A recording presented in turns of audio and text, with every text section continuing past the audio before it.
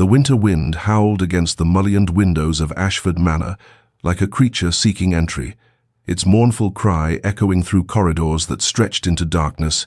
and in the Duchess's chamber, a room of cream, silk and gilded mirrors that reflected candlelight in trembling pools of gold. Lady Celeste Blackwood sat perfectly still upon the edge of an enormous four-poster bed in her wedding gown, a cascade of ivory satin and Belgian lace that pooled around her like sea foam, delicate and somehow tragic in its beauty. The fire in the hearth had burned low, casting long shadows that danced across walls, hung with ancestral portraits whose painted eyes seemed to watch her with something between pity and accusation. She had been waiting for 3 hours. Her lady's maid had departed after the second hour, dismissed with a gentle word and a smile that Celeste had forced past the tightening in her throat, for she could not allow the servants to witness her humiliation, though she suspected they already knew, had perhaps always known what manner of man the Duke of Ashford truly was. Her hands lay folded in her lap, pale against the white of her gown, and she studied them as though they belonged to a stranger. These hands that had signed the marriage contract that morning, that had accepted his ring, that had trembled when he'd kissed them with lips as cold as marble during the ceremony in the chapel, where 200 guests had witnessed her become the Duchess of Ashford. He had been beautiful in his severity, tall and dark-haired, with eyes the color of winter storms, a face carved in aristocratic lines that revealed nothing, gave nothing, promised nothing. She had expected formality. Arranged marriages among the nobility were contracts of property and bloodlines, not affection, and she had steeled herself for a union built on duty rather than devotion. But she had not expected cruelty. She had not expected abandonment. The note lay beside her on the counterpane, crisp vellum bearing his family crest, and a single line written in slashing black script. "I shall be abroad on business. The estate is yours to manage as you see fit." No explanation, no apology, no indication of when or if he would return. He had left immediately after the wedding breakfast, departing in his carriage while guests still celebrated in the ballroom below, and she had discovered his absence only when she'd been brought to this chamber and told that his Grace had urgent matters requiring his immediate attention. Celeste felt something crack inside her chest, a fissure opening in the careful composure she had maintained throughout her life as the daughter of an earl, raised to be gracious and dignified, and above all things, restrained. She would not cry. She would not give him that power over her, though her eyes burned with the effort of holding back tears and her throat ached with swallowed grief. Outside, the wind continued its assault upon the ancient stones of Ashford Manor,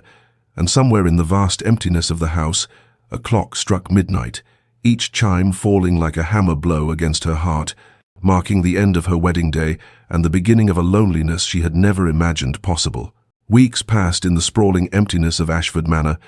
each day a careful performance of dignity enacted before servants who moved through the corridors with pitying eyes and hushed voices that fell silent whenever she appeared, and Celeste discovered that loneliness in a house filled with people was perhaps the cruelest form of solitude. She rose each morning at precisely 7 o'clock, dressed in the elegant gowns befitting a Duchess silk mourning, dresses in shades of dove grey and pale blue that seemed to echo her melancholy, and took her breakfast alone in the vast dining room, where the table could seat 30 but held only her single place setting at one end, a small island of china and silver in an ocean of polished mahogany. She walked the grounds when weather permitted, her footsteps echoing through formal gardens, where winter roses bloomed in defiant beauty,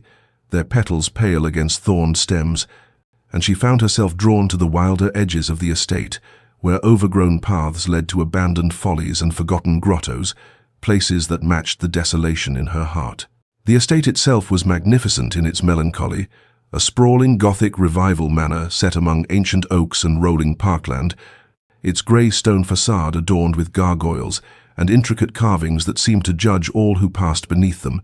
and she spent hours in the portrait gallery studying the faces of Ashford ancestors, searching for some clue to her husband's nature in the stern countenances of his forebears. She tried to understand his cruelty, turned it over in her mind like a puzzle she might solve if only she examined it from the correct angle. Though no answer came, only the echo of that single devastating note and the memory of his cold eyes that had looked through her rather than at her during their wedding ceremony. She had expected an arranged marriage to be loveless, had prepared herself for formality and distance and the sort of polite partnership her own parents had maintained.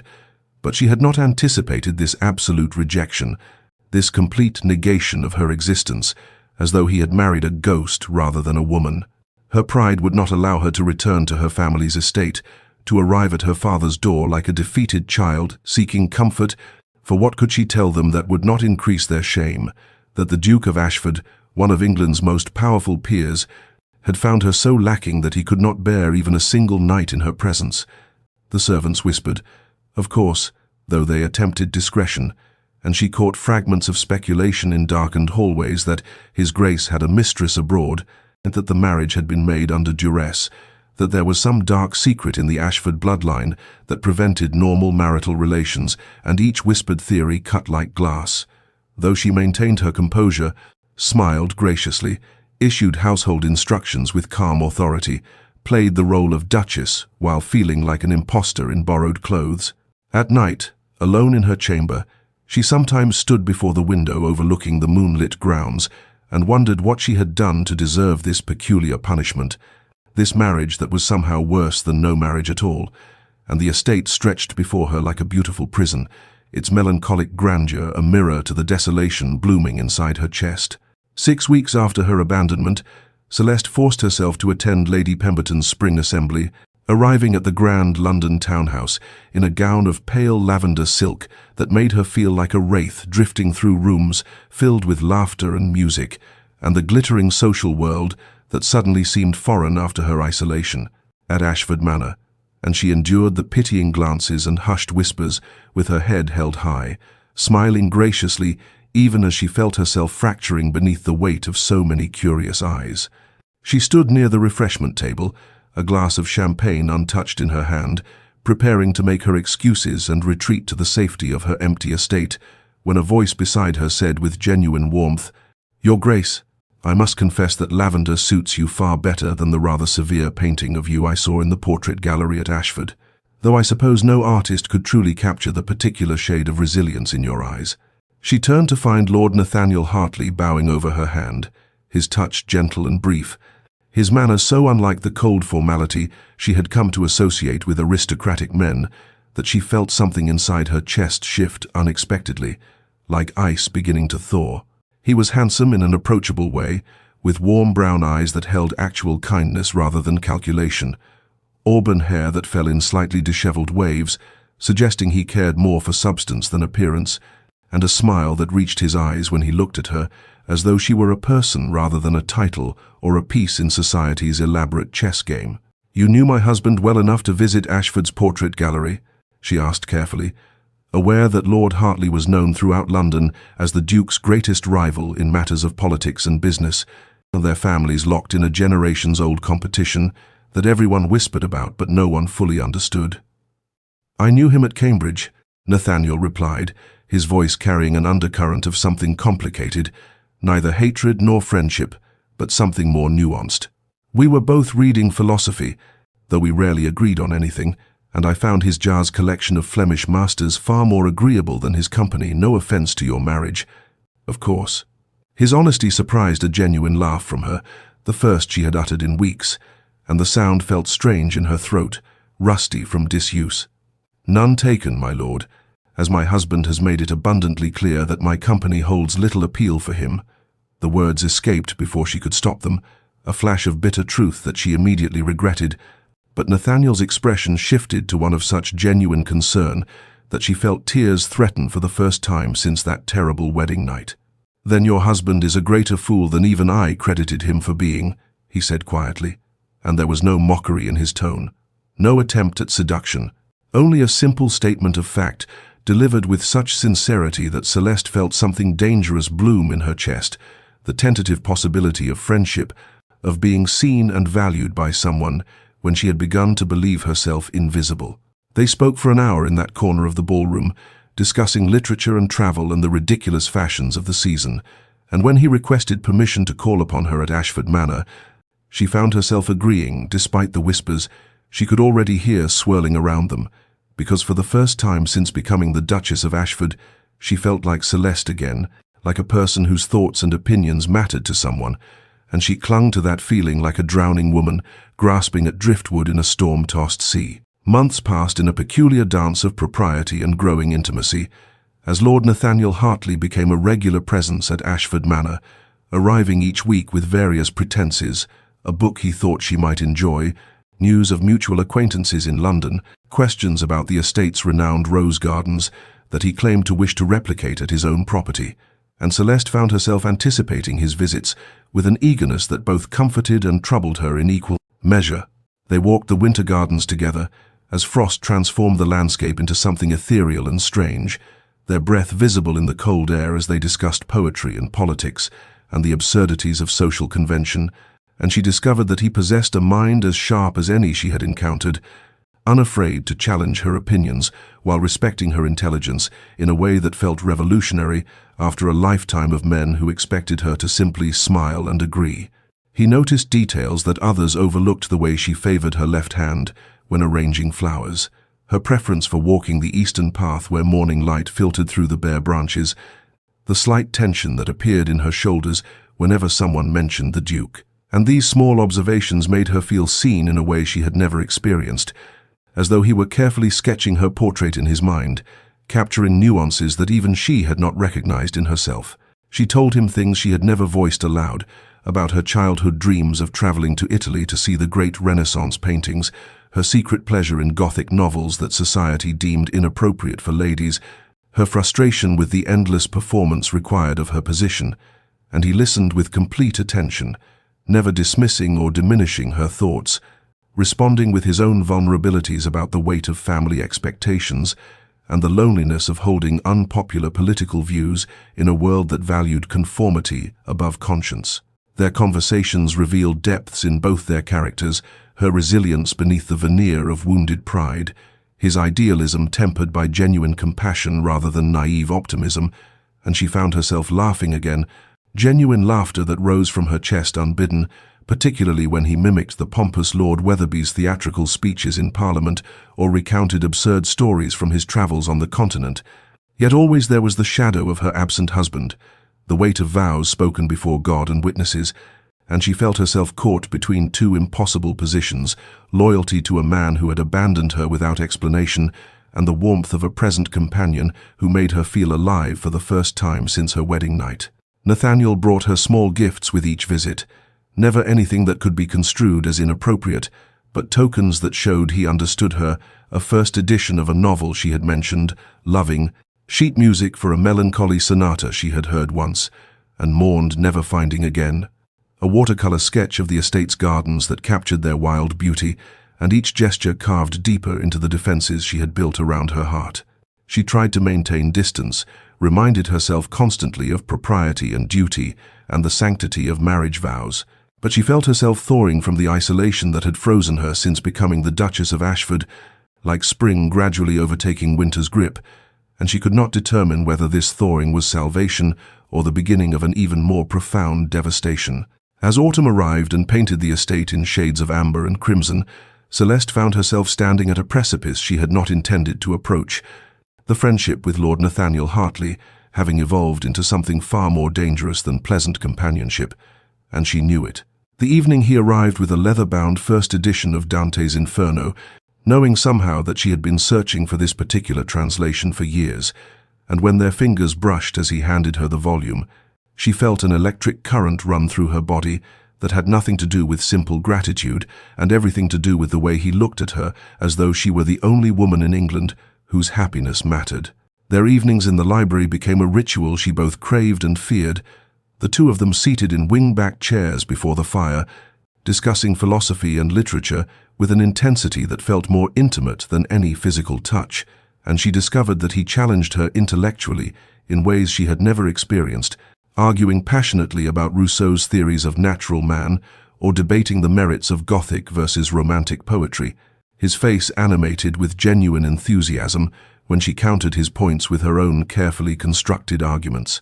He brought her sheet music for melancholy sonatas that matched the ache in her chest, pieces by Chopin and Schumann that seemed composed specifically for lonely autumn evenings, and sometimes she would play while he sat listening, and the music became a conversation between them, more honest than words, expressing longings neither dared voice aloud. She found herself laughing at his dry observations about society's absurdities, genuine laughter that felt like sunlight breaking through clouds, and she caught herself thinking about him during the long hours when he was absent, wondering what book he was reading, or whether he had noticed the same spectacular sunset that had painted her solitary dinner in shades of orange and gold. Yet with each moment of joy came an equal measure of guilt, the weight of her wedding ring heavy on her finger as she smiled at another man's jokes, the echo of vows spoken in a cold church haunting her when she found herself anticipating Nathaniel's visits with an eagerness that felt like betrayal. She tried to maintain proper distance, insisted their meetings occur only in public rooms with servants present, never allowed herself to be alone with him in any situation that could be misconstrued, but emotional intimacy, she discovered, required no physical proximity to feel like infidelity, and she was building with him something her absent husband had never attempted to create. Her internal struggle became a constant companion, the voice of duty warring with the whisper of longing, and she would lie awake nights telling herself that friendship was not betrayal, that conversation and shared laughter did not violate her marriage vows, but her heart knew she was splitting hairs, passing definitions to justify the undeniable truth that she was falling in love with Lord Nathaniel Hartley while still bound by law and sacrament to a man who had abandoned her without explanation or mercy, and the knowledge that she stood on dangerous ground did nothing to stop her from taking one step closer to the edge each time. Nathaniel smiled at her as though she were worth cherishing. The whispers that had begun as speculation crystallized into open scandal as the London season progressed, and Celeste felt the weight of society's judgment, like a physical force pressing against her chest whenever she entered a ballroom. The conversations that stopped abruptly at her approach, the fans that rose to hide moving lips, the eyes that followed her with expressions ranging from pity to condemnation, and she understood with bitter clarity that the Ton had decided she was no longer simply the abandoned Duchess, but rather the fallen woman who had taken her husband's rival as a lover, regardless of the truth that nothing improper had occurred between herself and Lord Nathaniel beyond conversation and companionship. At Lady Pemberton's musicale, she endured pointed stares as Nathaniel sat beside her during a particularly moving performance of Beethoven's Moonlight Sonata, and though they maintained proper distance and spoke only of the music, she could feel the room's collective disapproval radiating toward them like heat from a fire. It could see in her peripheral vision the dowagers leaning together to share their censure, could hear in the sudden silence when she approached refreshments the verdict society had already rendered without benefit of trial or evidence. She defended their friendship when her sister-in-law visited with thinly veiled concerns, insisting with perhaps too much vehemence that Lord Hartley was merely a kind acquaintance who had shown her courtesy during her husband's absence, that nothing untoward had transpired, that she remained faithful to her marriage vows despite the Duke's abandonment. But even as she spoke the words, she questioned whether emotional infidelity was not its own form of betrayal, whether the fact that she dreamed of Nathaniel's smile and longed for his company and felt her heart lift at the sound of his voice in the entrance hall did not constitute a violation of the promises she had made before God. The strain of maintaining appearances while her internal world crumbled became exhausting. Each social engagement, a performance that required her to hold her head high while drowning in shame and confusion, to smile graciously while her reputation disintegrated around her, to pretend indifference to whispers that grew louder with each passing week. The confrontation came at the Duchess of Marlborough's ball, when Lady Thornbury, a woman known for her cutting tongue and delight in others' misfortunes, approached Celeste in the retiring room, where she had sought momentary refuge from the stares and speculation, and with a smile that held no warmth whatsoever, said in a voice loud enough for the other women present to hear, "How remarkable that you managed to appear in public at all, Your Grace, given the circumstances of your domestic situation,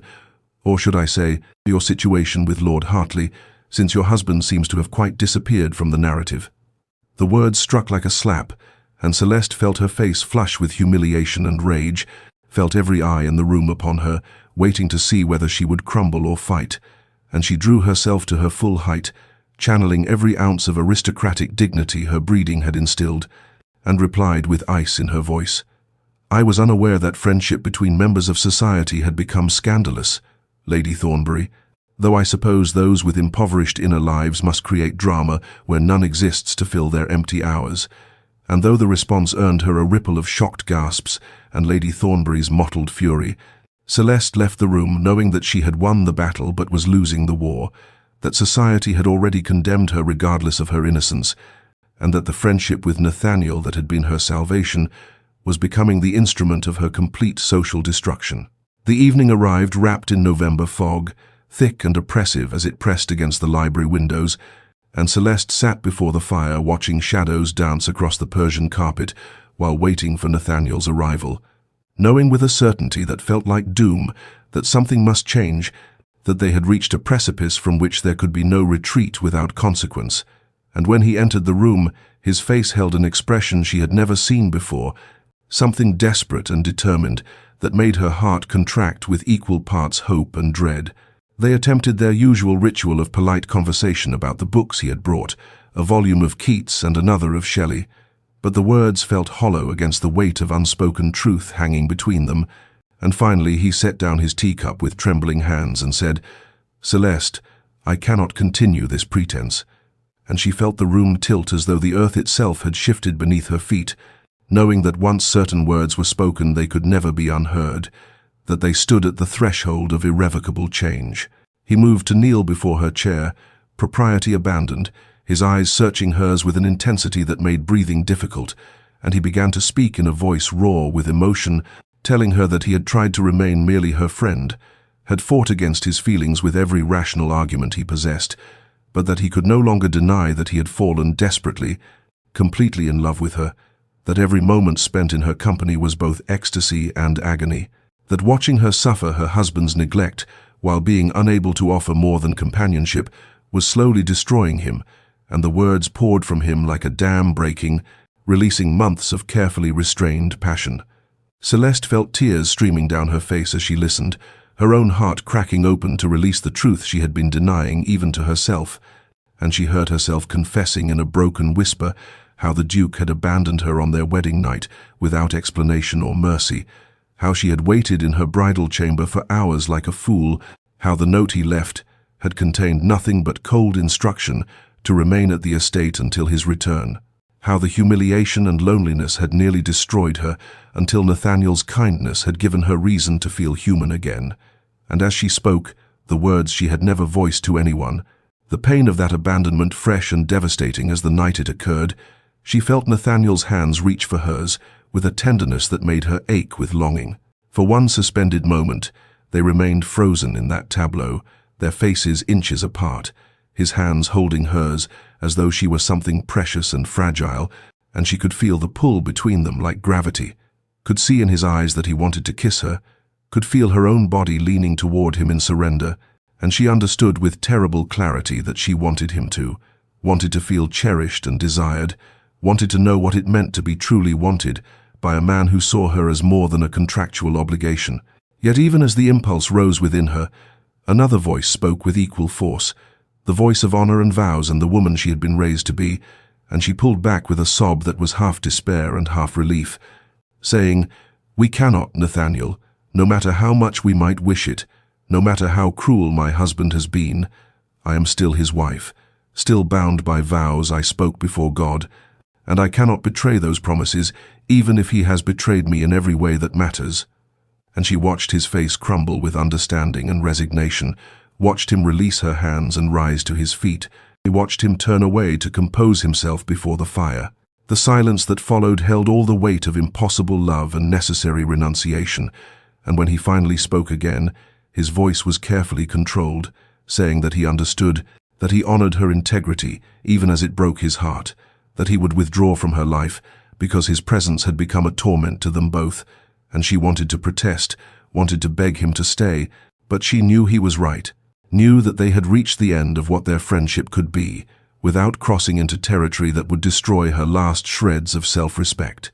And so she nodded through her tears and let him go, watching him walk out of the library and out of her life, leaving her alone once more with nothing but the fire's dying light, and the devastating knowledge that she had just sent away the only person who had made her feel alive in nearly a year of exile in her own marriage. 3 days after Nathaniel's departure, Celeste stood in the morning room, arranging hothouse roses with hands that still trembled when she thought of what she had lost, when the butler appeared in the doorway with an expression of carefully maintained neutrality and announced that His Grace the Duke of Ashford had returned and was currently in his study, and the crystal vase slipped from her fingers to shatter against the marble floor, sending water and petals cascading across her slippers, though she barely registered the mess, as shock and fury warred within her chest at the audacity of his return. Now, after nearly a year of silence and abandonment, after she had finally begun to piece together some semblance of existence in his absence, she found him standing before the fire in the study that had remained locked since his departure, his broad shoulders rigid beneath his traveling coat, his dark hair slightly longer than fashion dictated, and when he turned to face her, his expression held none of the cold indifference she remembered from their wedding day, but rather something that looked almost like anguish, before his features shuttered into aristocratic neutrality, and he offered a slight bow that seemed to mock the intimacy that should have existed between husband and wife. Their initial exchange consisted of brittle pleasantries that barely concealed the chasm between them, his inquiries about her health and the estate's management answered with icy politeness that gave no hint of the devastation his absence had wrought, and she observed with bitter satisfaction the tension that crept into his jaw when she mentioned that Lord Hartley had been kind enough to provide company during the long months of her isolation, watched something dark and dangerous flash in his eyes at the casual mention of his rival's name. The dinner that evening proved excruciating beyond measure, for the Duke had insisted that Lord Hartley be invited, as he had apparently called earlier that day, unaware of the Duke's return, and Celeste found herself seated between the two men in the cavernous dining room, where every clink of silver against china seemed to echo like thunder, where the Duke's cold gaze moved between her and Nathaniel with an assessment that felt like accusation, where Nathaniel's careful courtesy toward her seemed suddenly weighted with meaning under her husband's scrutiny. She watched the Duke observe how Nathaniel knew without asking that she preferred wine to ratafia, how he referenced conversations they had shared about poetry and philosophy, how his smile toward her held a warmth and familiarity that spoke of intimacy, even if their friendship had remained technically proper, and she could see her husband's fingers tightening around his wine glass until she feared the crystal might shatter, could see the muscle jumping in his jaw as he maintained rigid civility while clearly cataloguing every gesture and glance that passed between his wife and the man who had been her sole comfort during his absence. Celeste felt caught in a vice of impossible emotions, rage at her husband for abandoning her and then returning with what appeared to be jealous outrage, guilt over the depth of feeling she had developed for Nathaniel, even though nothing improper had occurred, and a strange, unbidden awareness of her husband as a man rather than merely the cold stranger who had left her alone on their wedding night, and she understood with sinking certainty that everything was about to become infinitely more complicated than the simple loneliness she had learned to survive. The confrontation came the morning after that terrible dinner, when Lord Hartley had barely departed and the household still thrummed with uncomfortable tension, and the Duke summoned Celeste to his study with all the imperious authority of a man who had never questioned his right to command. Though she entered the room with her spine rigid and her chin lifted in defiance, determined not to be cowed by the husband who had forfeited any claim to her obedience through his abandonment. He stood before the windows overlooking the frost-covered gardens, his silhouette dark against the pale morning light, and when he turned to face her, his expression held such cold fury that she felt her breath catch despite her resolve to remain unmoved, and he spoke in a voice like ice shattering, demanding to know the nature of her relationship with Lord Hartley,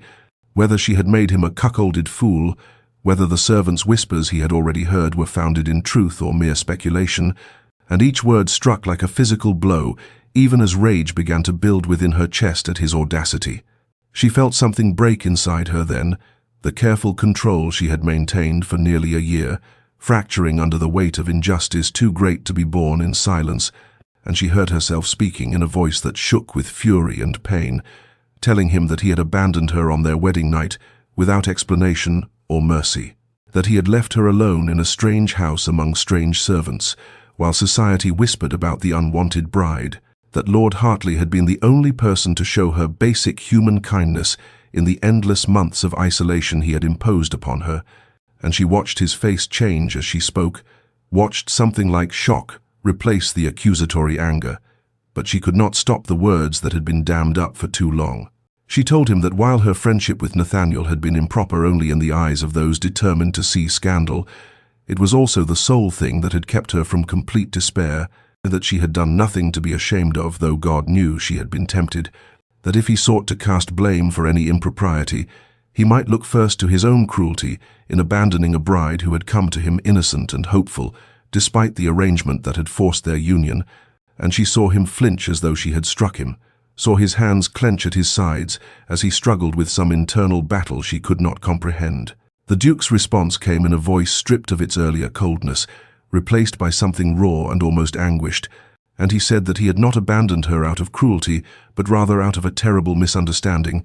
that he had believed on their wedding day that she was in love with another man, that he had seen her weeping before the ceremony,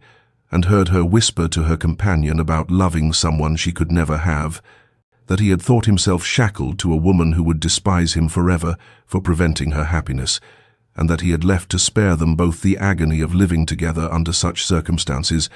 and Celeste stared at him in dawning horror as she realized he spoke of her childhood friend Margaret, to whom she had been confiding her fears about the arranged marriage itself, not about any lost love. The silence that descended upon them held the weight of wasted months and mutual suffering born from assumptions never questioned,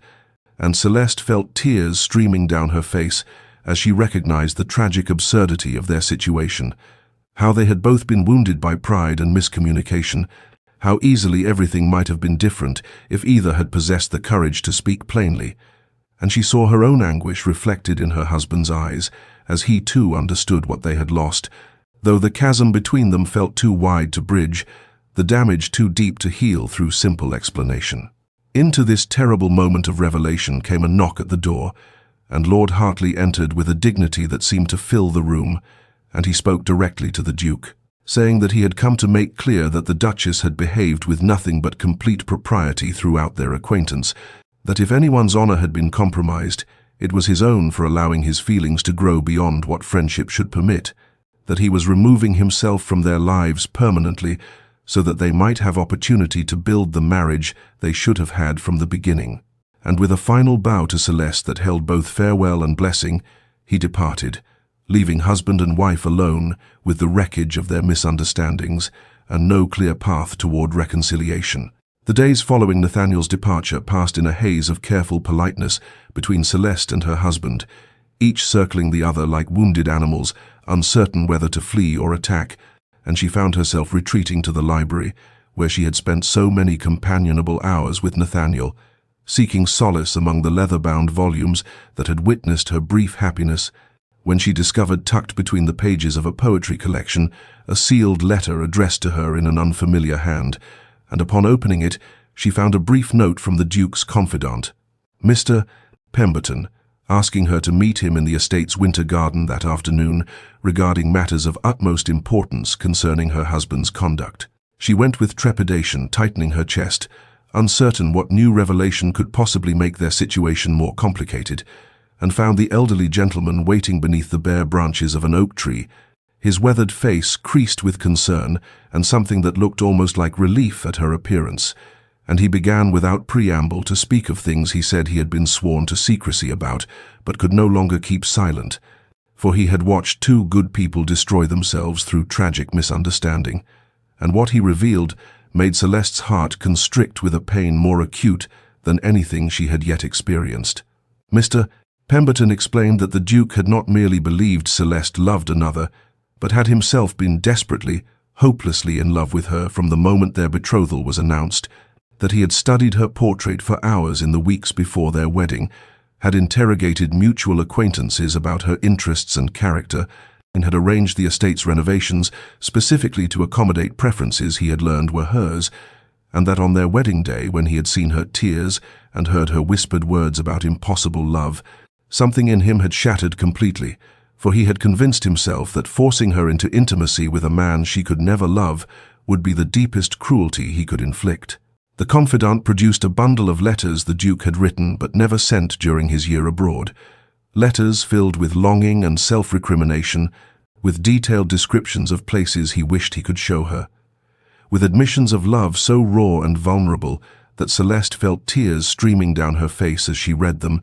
and she understood with devastating clarity that her husband had been suffering as much as she had, that his departure had been an act of what he believed was selfless sacrifice rather than cold abandonment, that he had spent every day of their separation in his own private agony, believing he had trapped her in a marriage to a man she despised. Mr. Pemberton explained that the Duke had returned only because he could no longer bear the separation, despite believing she would never welcome his presence, that he had learned of Lord Hartley's attentions and had been consumed with jealous anguish, even while telling himself that he should be glad she had found happiness however she could find it, and that the confrontation in the study had been born from wounded pride and desperate love, rather than from any genuine belief in her impropriety, for he knew her character too well to truly doubt her honor. Celeste sat in the winter garden long after Mr. Pemberton departed, holding those unsent letters against her heart, understanding finally the full scope of the tragedy they had enacted, how two people who might have found happiness together had instead inflicted mutual torture through assumptions and pride, and the inability to speak simple truths, and she felt the weight of wasted months pressing upon her, even as something new stirred in her chest, something that felt almost like hope, for if her husband had loved her all along, if his cruelty had been misguided protection rather than indifference, then perhaps the foundation for a true marriage existed after all. Perhaps the months with Nathaniel had not been the only possibility for happiness, and she rose from the bench, with resolution crystallizing in her mind, uncertain what the future held, but determined finally to fight for the marriage that should have been theirs from the beginning. The note arrived at Celeste's chamber the following morning, delivered by a footman who would not meet her eyes, and Lord Nathaniel Hartley's elegant script requested a private audience in the east drawing-room before his final departure from the county, and she stood holding the cream-colored paper with trembling fingers, knowing that this meeting would demand a choice she was not certain she was prepared to make, for the revelations about her husband's hidden love had shaken the foundations of everything she believed about her situation, even as the months of genuine companionship with Nathaniel had created bonds not easily severed by simple understanding of past mistakes. She dressed with unusual care, though she could not have said whether she sought to honor Nathaniel's regard or to armor herself against the vulnerability of this farewell, and when she entered the drawing-room where pale winter sunlight filtered through tall windows, she found him standing before the fireplace, much as her husband had stood in his study during their confrontation, but where the Duke had radiated cold fury, Nathaniel's posture spoke only of resignation and a sorrow that made her heart constrict with answering pain. He turned at her entrance, and the expression on his face held such naked longing that she nearly fled the room, but he gestured to the settee with perfect courtesy and waited until she was seated before speaking, in a voice rough with suppressed emotion, telling her that he had come to say what honor had prevented him from saying before, that he loved her with a devotion that had taken him entirely by surprise, that in another life, another circumstance, he would have courted her properly and hoped to win her heart through patience and genuine regard, and that even now, despite everything, he could not let her go without offering her an escape from a marriage that had brought her such suffering, for he had the means to take her away, to provide her with safety and comfort, far from the society that had whispered about her abandonment. Celeste listened with tears streaming silently down her face, understanding that Nathaniel offered her everything she had believed she wanted during those long months of isolation, the warmth and companionship and gentle affection that her husband had denied her. And yet even as he spoke, she found herself thinking of those unsent letters, of her husband's year of self-imposed exile, believing he was freeing her to find happiness, of the love that had existed all along beneath the surface of cruel misunderstanding, and she recognized with startling clarity that while Nathaniel had saved her from despair, he had done so by being present when her husband was not, by filling a void rather than by being irreplaceable himself. She spoke carefully, choosing words that would honor his genuine feeling while being truthful about her own heart, telling him that she would be forever grateful for his kindness when she had no one else, that his friendship had been a precious gift in her darkest time, but that she had never truly known her husband, had never been given the opportunity to discover what they might become together, and that the revelations of the past days had shown her that her marriage deserved at least the chance to become what it should have been from the beginning, even if that chance led ultimately to more heartbreak. She saw the pain in Nathaniel's eyes even as he nodded with understanding, and he crossed the room to take her hand in his, pressing a final kiss to her fingers with a tenderness that made her weep openly, and he told her that he hoped the Duke would prove worthy of the choice she was making, that she deserved every happiness, and that he would carry the memory of their friendship as a treasure, even as he released any claim to more. And then he was gone, leaving her alone in the drawing room with her decision made, and her future uncertain but entirely in her own hands. The first dinner they shared after Nathaniel's departure stretched across an eternity of awkward silences, punctuated by the clink of silver against china, and Celeste sat at one end of the mahogany table that could seat 30, while her husband occupied the other end. The vast expanse between them, a physical manifestation of the chasm in their understanding, and she watched him covertly as he struggled to find words that seemed to stick in his throat, his jaw working with tension, as he began some observation about the weather, only to trail off into silence when she offered nothing but a brief acknowledgement. And she recognized her own culpability in the stilted exchange, even as her wounded pride and lingering hurt made warmth impossible. For knowing that he had loved her from afar did not erase the months of abandonment, did not unmake the humiliation of being left alone on her wedding night, did not heal the damage wrought by his inability to speak simple truths. He attempted conversation again the following evening, asking about her preferences for the spring gardens, and this time she forced herself to answer with more than monosyllables, describing the roses her mother had grown at Blackwood Manor, and she saw something flicker in his eyes that might have been hope or pain or both, and he replied that he had already instructed the gardeners to plant that very variety, that he had learned of her fondness for them before their wedding, and the revelation that he had been paying such attention even then, while maintaining his cold exterior, made her throat tighten with complicated emotion. The household seemed to hold its collective breath during those early weeks, servants moving through their duties with unusual quiet, as though afraid any sound might shatter the fragile attempts at civility, and Mrs. Hensworth, the housekeeper, wore an expression of cautious optimism whenever she encountered Celeste, clearly hoping that the Duke's return might herald some improvement in her mistress's circumstances, though she was too well trained to voice such hopes aloud. And Celeste found herself wondering what the staff made of this strange marriage, whether they pitied her or judged her, or simply accepted the incomprehensible ways of the nobility. She observed her husband during these stilted meals and brief encounters in the drawing room, noting the way his fingers would drum against his thigh when he seemed to be gathering courage to speak, the tension in his shoulders when she answered him with coolness, the flash of something raw in his eyes when she mentioned some book or piece of music, and he realized how little he actually knew of her despite his year of longing from afar, and she understood that he was as lost in this situation as she was, as uncertain how to bridge the gap between them, and the parallel nature of their struggle should have made connection easier, but somehow only emphasized the tragedy of their mutual inability to reach across the distance. Her own thoughts circled endlessly during the long nights when sleep eluded her, replaying those unsent letters against the memory of his abandonment, weighing the love he claimed to have felt against the pain he had inflicted, trying to reconcile the man who had studied her portrait for hours with the man who had left her weeping in her wedding gown, and she recognized that forgiveness would not come easily or quickly, that trust once shattered required painstaking reconstruction,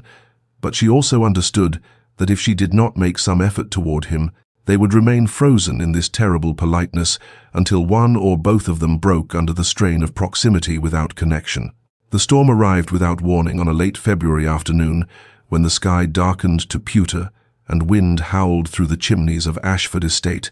and Celeste had retreated to the library, seeking solace in books as she so often did during these difficult weeks, settling into the window seat with a volume of poetry she could not seem to concentrate upon, and she did not hear her husband enter until thunder cracked so violently that she startled and looked up to find him standing near the doorway, watching her with an expression she could not quite decipher in the strange greenish light that preceded the deluge. He asked if she minded his presence with such careful formality that it hurt something in her chest, and she gestured to the chair near the fire in silent permission, returning her gaze to the page, though she absorbed nothing of the words, too aware of him settling into the leather wingback, of the sound of rain beginning to lash against the windows, of the peculiar intimacy of being trapped together by the weather's violence when they had been so studiously avoiding prolonged proximity. They sat in silence for perhaps half an hour, the only sounds the crackling fire and the storm's fury, and gradually Celeste felt some of the tension leave her shoulders,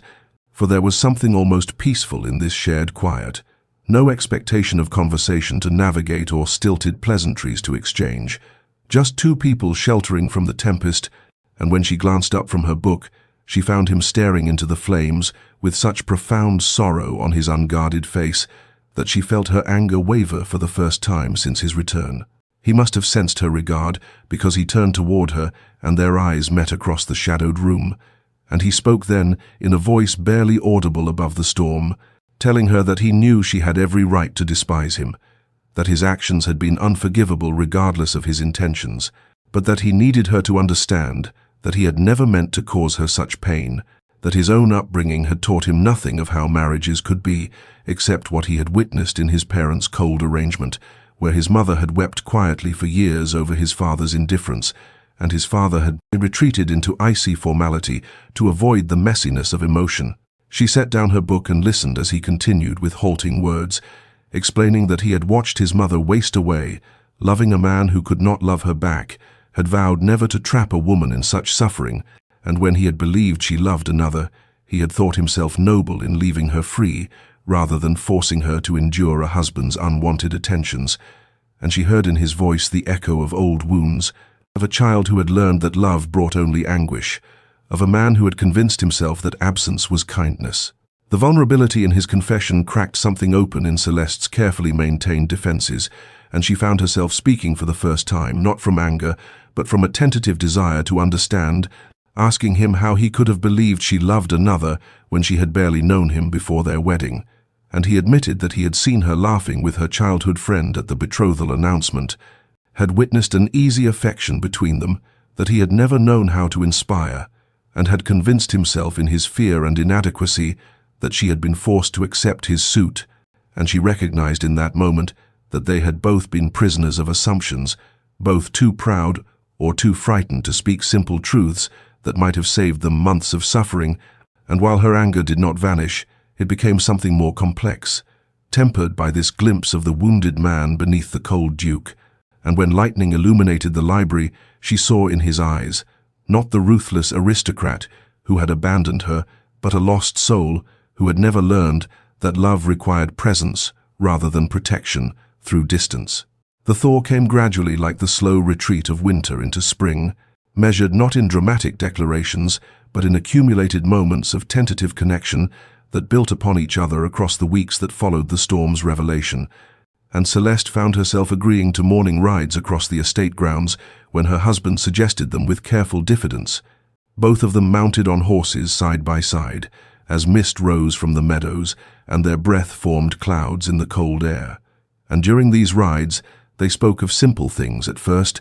observations about the land and the tenants and the slow preparation of the earth for planting, but gradually the conversations deepened into exchanges about books they had read and places they had traveled and memories from childhood spent in such different circumstances, and she discovered that he possessed a dry humor that emerged in unexpected moments, a wry observation about the pretensions of society or a self-deprecating comment about his own inadequacies that made her lips curve despite her lingering wariness. He began joining her for breakfast, a meal she had long taken alone in the morning room, and she noticed how he observed what she preferred, how jam appeared that matched her favorite flavors, and tea was prepared exactly to her taste without her needing to request it, small considerations that might have seemed trivial to others, but which she recognized as evidence of attention and care. His way of learning her through action when words still came with such difficulty, and she found herself softening incrementally with each thoughtful gesture, each sign that he was trying to know her not as the portrait he had studied or the idea he had constructed, but as the actual woman who sat across from him. Their evening meals lost some of their terrible tension as March arrived with its uncertain weather, alternating between winter's last gasps and spring's tentative promises, and Celeste began to share observations about her day without prompting, mentioning a letter from her sister or a concern about one of the housemaids whose mother had taken ill, and she watched him listen with an intensity that suggested he was memorizing every detail, and when the maid's mother required a physician, he had already arranged for the estate doctor to attend her before Celeste could make the request herself, and the gesture touched something tender in her that her anger had not quite managed to calcify beyond all feeling. She observed him too during these weeks, watching when he did not know himself, watched as he dealt with the estate tenants who came to him with concerns, and she saw a patience and genuine care in his interactions that contradicted everything she had believed about his character, and saw him listen to a farmer's troubles about a sick cow with the same attention he might give to matters of far greater financial import, saw him adjust a rent when a family had suffered misfortune, and she began to understand that the cold duke who had abandoned her was only one facet of a far more complex man, that beneath the aristocratic reserve lay depths she had never been given the opportunity to explore, and the recognition filled her with a strange mixture of grief for what they had lost and cautious hope for what they might yet build. His attempts at closeness remained careful, almost fearful, as though he expected her to retreat at any moment back into the icy politeness that had characterized their first weeks together, and she saw in his hesitation both respect for her boundaries and a vulnerability that matched her own, for they were both wounded creatures attempting to trust again after betrayal, both uncertain whether the ground between them would hold their weight or collapse into the chasm that had separated them for so long. And in the slow accumulation of mornings and evenings and small kindnesses, Celeste felt the first real stirrings of possibility, the sense that perhaps they might yet salvage something genuine from the wreckage of their beginning. Celeste had not been able to sleep that night in late March when the moon was full and cast silver light across her chambers, her mind restless with thoughts of the man who was her husband, yet still felt like a careful stranger, and she had risen from her bed wrapping a shawl around her shoulders against the lingering chill, and wandered through the quiet corridors of Ashford Estate, seeking the library where she so often found solace, not expecting to find the Duke already there, standing by the tall windows, looking out at the moonlit gardens, with such desolation in his posture that she nearly retreated before he turned and saw her, his expression shifting through surprise and something that looked almost like relief before settling into careful neutrality as he asked if he had disturbed her rest by his presence. She shook her head and admitted that sleep had eluded her, moving into the room with hesitant steps,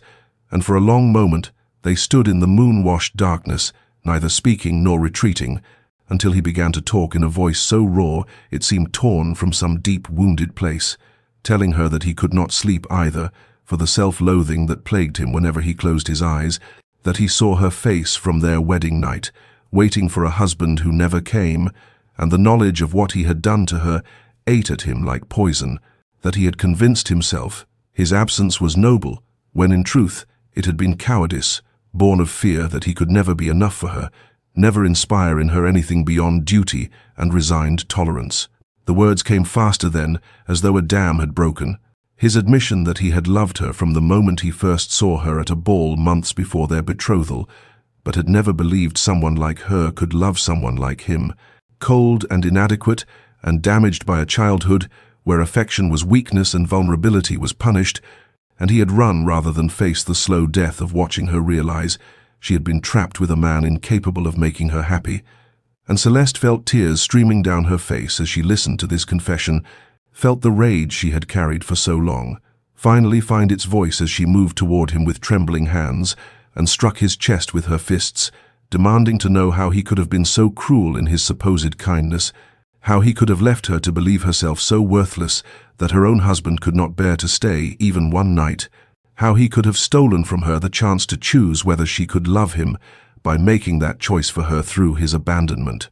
He accepted her blows without defending himself, let her rage wash over him with tears now streaming down his own face, and when her fury finally exhausted itself into broken sobs, he opened his arms in tentative offering, and she collapsed against him, weeping for all the wasted months, and the pain they had both endured, and the fragile hope that perhaps they might yet find their way to each other. And he held her with a gentleness that belied his reputation for ruthlessness, one hand cradling her head against his chest while he whispered broken apologies into her hair, and gradually her tears subsided into shuddering breaths as she became aware of his heartbeat beneath her ear, racing as wildly as her own. And when she lifted her face to look at him, she saw in his eyes such naked longing and fear and desperate hope that something shifted irrevocably in her chest. They stood like that for a long time in the moonlight, and slowly, carefully, as though handling something infinitely precious and fragile, he reached for her hand, and she let him take it, their fingers intertwining in a touch that felt more intimate than any embrace. And she understood in that moment that this was their true beginning, that everything before had been merely prologue to this instant, when two wounded souls chose to trust enough to try. And though the damage could not be undone and forgiveness would not come easily or quickly, they had taken the first real step toward building something genuine from the ruins of their false start. And in the acknowledgement of their mutual brokenness lay the foundation for possible healing. The months that followed that moonlit encounter transformed into what Celeste could only describe as a courtship within marriage, an intentional discovery of each other that should perhaps have preceded their vows, but which now felt all the more precious for being chosen rather than assumed. And as April blossomed into May with its explosion of flowers across the estate gardens, they began to build something genuine from the foundation of their shared vulnerability, finding in each other depths and compatibilities that might have remained forever hidden had they not been forced through such darkness to reach this light. She discovered that he loved music as she did, and that he would sit in the music room while she played pianoforte with an expression of such transported peace that it moved something tender in her chest. And one evening, he surprised her by joining her at the instrument and playing a duet with unexpected skill, their hands dancing across the keys in harmony, while their eyes met and held, and in that moment of shared creation, she felt more intimately connected to him than she had thought possible. They began staying up late into the nights, talking in the library, where so much of their healing had occurred, discussing everything from philosophy to poetry to their differing perspectives on estate management, and she found that his mind was sharp and thoughtful in ways she had never been given opportunity to appreciate, that he listened to her opinions with genuine interest and sometimes altered his own views based on her reasoning, treating her as an intellectual equal rather than merely an ornamental wife. And the respect implicit in these exchanges fed something in her soul that had been starving. His dry humor emerged more frequently as he grew comfortable enough to lower his guard, wry observations about the absurdities of aristocratic society, or self-deprecating comments about his own failings that made her laugh with genuine delight. And she found herself seeking opportunities to provoke that subtle smile that transformed his normally austere features into something approaching boyish, and he in turn seemed to treasure each instance of her laughter as though it were a gift he had not dared hope to receive. They discovered a shared love of early mornings when mist still clung to the gardens and the world felt hushed and holy, and they began taking walks together through the dew-laden grounds, speaking of small things and large, comfortable sometimes in silence and other times talking with the ease of old friends. And during these walks, he would occasionally take her hand to help her over rough ground and then forget to release it, and she would let her fingers remain intertwined with his feeling, the warmth of his skin against hers, and the rightness of such simple contact. The physical attraction that had always simmered beneath the surface began to build naturally from their emotional connection. Charged glances held a moment too long across the dinner table, the brush of shoulders when they sat together reading, the way her breath would catch when he stood close enough that she could smell the sandalwood soap he favored, and she saw in his eyes that he felt it too. This growing desire that was no longer merely physical, but rooted in genuine affection and deepening love. Yet he remained patient, never pushing beyond what she seemed ready to give, allowing her to set the pace of their physical reconciliation as he had allowed her to set the pace of their emotional one. By the time summer arrived in full glory, they had been transformed by patience and intentional care, both of them different people than they had been on that cold wedding night. And Celeste understood that sometimes the greatest loves are not the ones that begin perfectly, but rather the ones that are built deliberately from broken pieces.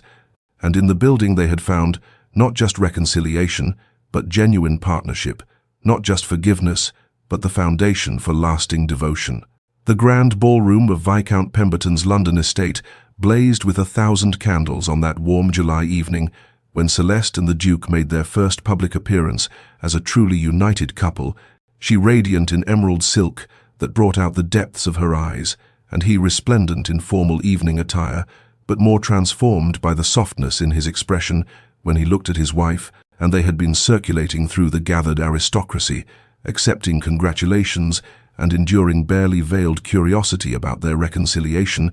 when Celeste felt the Duke's hand tighten almost imperceptibly on her arm, and she followed his gaze to see Lord Nathaniel Hartley entering the ballroom, looking much the same as she remembered, though perhaps with new lines around his eyes that spoke of his own journey through the intervening months. She felt her husband's tension radiating through the subtle contact between them, that instinctive jealousy of a man confronting the one who had offered comfort to his wife during her abandonment, and she turned to meet his eyes, seeing there both trust and vulnerability. As he struggled with emotions he was still learning to navigate, and she placed her gloved hand over his with gentle pressure and said quietly that Nathaniel had been a friend when she desperately needed one, but that her heart belonged entirely and irrevocably to her husband, and she watched as her words settled over him like balm, his shoulders relaxing slightly, though wariness remained in the set of his jaw. Lord Hartley approached them with the careful dignity of a man navigating difficult social terrain, bowing formally to them both and offering courteous congratulations on their evident happiness, and the Duke responded with stiff civility, while Celeste offered genuine warmth, tempered with appropriate distance, and after the requisite pleasantries Lord Hartley asked if he might have a brief word with the Duchess, and though every instinct clearly screamed against it, the Duke looked to Celeste for guidance and she nodded reassurance, and with visible effort he excused himself to speak with a nearby acquaintance, while remaining close enough to observe. Nathaniel led her to a quieter corner of the ballroom near the terrace doors, where the music was less overwhelming, and for a moment they stood in silence, weighted with all that had passed between them, until he said with quiet sincerity that he was glad to see her so happy, and that the light had returned to her eyes in a way he had never seen during their friendship, and he knew it was because she had found with her husband what he had once hoped to offer her, and Celeste felt tears prick her eyes at his generosity as she thanked him for his kindness during the darkest period of her life, for seeing her worth when she had felt worthless, and for offering friendship without expectation of return. But she needed him to know that she had chosen her marriage, not from duty or lack of options, but because in fighting for it, she had discovered a love deeper and truer than she had imagined possible. He smiled then with genuine warmth unmarred by bitterness, and told her that he had known from the moment of their last conversation months ago that she would choose the Duke, that he had seen in her determination to understand her husband the seeds of what would become devotion, and while his own heart had needed time to heal, he found now that he could celebrate her happiness without reservation, that knowing she was loved as she deserved to be loved brought him a measure of peace, and he had recently met someone himself who showed promise of becoming important to him, and Celeste clasped his hands briefly in farewell, grateful for this closure that released them both from the ghost of what might have been. When she returned to her husband's side, he searched her face with anxious eyes, and she smiled at him with such open affection that his expression transformed into relief and something fiercer, and he took her hand and led her onto the dance floor, where they moved together in perfect synchrony, and she knew that the past had finally been laid to rest, and the future stretched before them bright with promise and hard-won joy. They returned to Ashford Hall in the quiet hours of that August night, the carriage ride home from London, filled with charged silence, and the occasional meeting of eyes that spoke of desires, long deferred, and finally ready to be fulfilled, and when they entered the estate, it felt transformed from that cold monument to isolation. It had once been into something alive with possibility, and the Duke dismissed the servants with unusual curtness, leaving him and Celeste alone in the entrance hall, where candlelight cast dancing shadows across walls that had witnessed so much sorrow and were now poised to witness healing. He turned to her with an expression that mingled vulnerability and want, asking with halting words if she would come to his chambers not from duty but from choice, and she answered by taking his hand and leading him up the grand staircase toward the east wing, where his apartments overlooked the gardens they had walked through so many mornings, discovering each other anew, and when they entered his rooms, she saw that he had prepared them carefully, fresh flowers on every surface and candles lit to create an atmosphere of tenderness rather than mere seduction, and her heart swelled at this evidence of his consideration and care. They stood facing each other in the flickering light, and she could see the tremor in his hands as he reached to cup her face, asking permission with his eyes before every touch, as though she were something precious and fragile that might shatter if handled carelessly. And she leaned into his palm, feeling the warmth of his skin against her cheek, and whispered that she trusted him completely, that she wanted this union not from obligation, but from genuine desire and love, hard-won through their journey, from darkness. And at her words, something in him seemed to break free, and he kissed her with a tenderness that made tears spring to her eyes, because it was so different from what she might have expected, that first terrible night, so full of reverence and restrained passion, that spoke of his determination to treasure rather than simply take. She responded with equal fervor, her hands finding the planes of his chest and feeling his heart racing beneath her palms, and they undressed each other slowly with trembling fingers and whispered endearments, discovering the landscape of skin and vulnerability with the wonder of true intimacy rather than mere physical congress. And when he laid her on his bed, he paused to look at her with such naked adoration that she felt wholly seen and wholly accepted for the first time in her life. And she drew him down to her, whispering his given name which she had so rarely used, and their coming together was a meditation on healing and connection, every touch and kiss an act of love rather than conquest, every shared breath a prayer of gratitude for second chances and hard-won understanding. Afterward, they lay entwined in the darkness, speaking in hushed tones about everything and nothing, and he told her that he loved her with a depth that terrified him in its intensity, that she had become the axis around which his entire world revolved, and she confessed that she had fallen in love with the man he truly was beneath the defensive walls he had built, from years of believing himself unworthy of genuine affection, and they both wept tears of joy and release, knowing that they had finally consummated not just their marriage, but the profound partnership they had built from the ashes of their disastrous beginning. And as dawn began to paint the sky with rose and gold, they made love again, with the easy intimacy of those who know themselves truly joined in body and soul and spirit,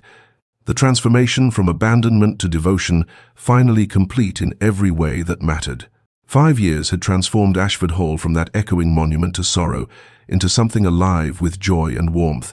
The spring afternoon, golden with sunshine that poured through windows thrown open to admit the scent of blooming roses and the sound of children's laughter from the gardens below. And Celeste stood at the nursery window, watching her 3 children at play in the maze, where she and their father had once walked in awkward silence, learning to trust each other. And now 7-year-old Edmund chased his younger sisters, Catherine and Elizabeth, through the hedgerows, with the uninhibited delight of a child who had never known anything but love and security, their nurse following at a discreet distance, allowing them freedom within safe boundaries. She felt warm arms encircle her waist from behind, and leaned back against her husband's chest with the easy intimacy of lovers who had earned their devotion through patience and pain, and he pressed a kiss to her temple, murmuring that he had escaped from the endless correspondence in his study to find her because an hour without her presence felt like deprivation, and she turned in his embrace to see the softness in his eyes that had replaced the cold wariness of their early days. The lines around his mouth now formed from laughter rather than bitterness, and she marveled, as she often did, at how completely they had transformed from those wounded strangers who could barely speak to each other into partners whose connection ran soul-deep and unshakable. They watched together as Edmund helped little Elizabeth to her feet after a tumble, displaying the gentle protectiveness his father had modeled for him, and Celeste reflected on how their children would grow up surrounded by the evidence of genuine love, never doubting that their parents treasured each other and them, never experiencing the cold formality that had poisoned her husband's own childhood and nearly destroyed their marriage before it could truly begin. And she felt his hand move to rest on her slightly rounded belly, where their 4th child grew, and he said with wonder in his voice that he still could not believe the richness of the life they had built from such devastating beginnings, that he woke some mornings afraid it was all a dream and he would find himself back in that self-imposed exile, having never had the courage to return and fight for her. She assured him, as she had countless times, that this was real, that they were real, that every day of their marriage now was a testament to the power of choosing love over fear and pride, and they had proven that even the most broken beginning could be transformed through vulnerability and forgiveness and the courage to try again. And she kissed him with the easy affection of a woman wholly secure in her husband's devotion, and together they descended to the gardens to join their children, and the sound of the Duke's deep laughter mingling with Celeste's lighter tones, and the delighted shrieks of their offspring echoed through the halls that had once known only silence and sorrow, and Ashford Hall stood warm in the afternoon sun, a living monument to redemption and the triumph of love over abandonment. Every room filled now with the evidence that darkness need not be permanent, and that patience and understanding could heal even the deepest of wounds. And as Celeste watched her husband swing their daughters into the air, while Edmund clung to his leg demanding attention, she knew with absolute certainty that their journey from that terrible wedding night to this moment of complete happiness had been worth every tear and every moment of doubt, because they had built something true and lasting from the ashes of their mistakes. That evening, after the children had been settled into their beds with kisses and whispered stories, Celeste and the Duke walked together through the gardens, where so much of their healing had taken place, the late spring air fragrant with jasmine and roses that climbed the ancient stone walls, and they paused at the bench where they had once sat in painful silence during those early days of tentative reconciliation, and now they sat again, but their bodies curved naturally together in the easy intimacy of lovers, who had earned every moment of their happiness through patience and courage. And he took her hand in his and pressed a kiss to her knuckles, saying that he still marveled at how completely their story had transformed from that terrible beginning into this profound joy, and she leaned her head against his shoulder, reflecting that their journey had taught her that beginnings, no matter how devastating, need not determine endings. If people chose vulnerability over pride and forgiveness over bitterness, and they sat in comfortable silence, watching the stars emerge in the darkening sky, knowing that they had built something true and lasting from the wreckage of their mistakes. Dear listener, perhaps you have known the pain of abandonment or the devastation of dreams shattered before they could properly form. Perhaps you have stood in the ruins of what should have been beautiful and wondered if healing was even possible. And this story of the Duke and Duchess of Ashford stands as testament that darkness is not permanent, and that patience, coupled with the courage to be vulnerable, can transform even the deepest wounds into unexpected wholeness, for they proved that love is not found in perfect beginnings, but rather in the choice to keep trying when every instinct screams to protect oneself and retreat, and their transformation from wounded strangers who could barely speak to devoted partners, whose connection ran soul-deep, teaches us that we must not judge a relationship by its starting point, but rather by what two people choose to build when given the chance. And sometimes the greatest love stories are not those that begin with passion and ease, but those that are forged in the fires of misunderstanding and pain, and emerge stronger for having survived the testing. May you find the courage to be vulnerable, even when fear whispers that walls are safer than openness. May you discover that patience is not passive acceptance, but rather active choice to believe in possibility, even when evidence suggests otherwise. May you learn, as Celeste and her Duke learned, that genuine intimacy requires the terrifying courage to be truly seen with all your flaws and wounds and fears laid bare. And may you know that no beginning is so dark that it cannot be transformed by two hearts willing to choose love over pride and understanding over judgment. And in your own relationships, whether just beginning or long established, may you remember that connection is built not in grand gestures, but in accumulated small moments of kindness and consideration, and the daily choice to see and treasure the person before you. And may you rest tonight in the peace of knowing that redemption is always possible, and that love earned through struggle is love that endures. If this story touched your heart, consider sharing it with someone who needs to hear that broken beginnings can become beautiful endings, and may you sleep well, knowing that tomorrow offers another chance to choose vulnerability and courage and love.